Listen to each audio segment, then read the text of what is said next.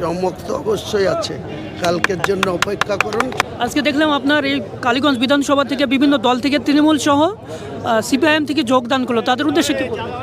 দেখুন, যোগদান সাধারণ মানুষ বেশি করছে, তার মধ্যে নির্বাচিত জনপ্রতিনিধি স্তরে অনেকেই আছে, তারা সব দেয়ালের উপরে উঠে আছে।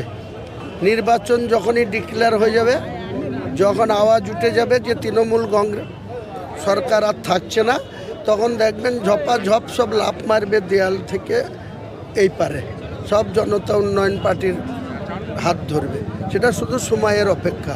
আজকে যেসব ভাইরা এসছেন, দীর্ঘদিন ধরে মার্ক্সবাদী কমিউনিস্ট পার্টি করতেন, তেনারা মানুষের কাছে গ্রহণযোগ্যতা পেয়েছে, নির্বাচিত হয়েছে। তেনারা যে আমাদের দলে আমাদের প্রতি আস্থা রেখে এসছেন, আমরা কোনো সময় ওনাদের অমর্যাদা করব না। যথাযোগ্য সম্মান দিয়ে আমাদের দলে ওনাদেরকে গুরুত্ব দিয়ে আমরা আগামী দিনে কাজ করব, এলাকার উন্নয়ন। আগামীকাল কি কোনো চমক দেখতে পাবো? আপনার সবাই নতুন কেউ জয়েন করছে, রাজ্য প্রতিনিধি নেতৃত্ব। চমক তো অবশ্যই আছে, কালকের জন্য অপেক্ষা করুন, চমক অবশ্যই।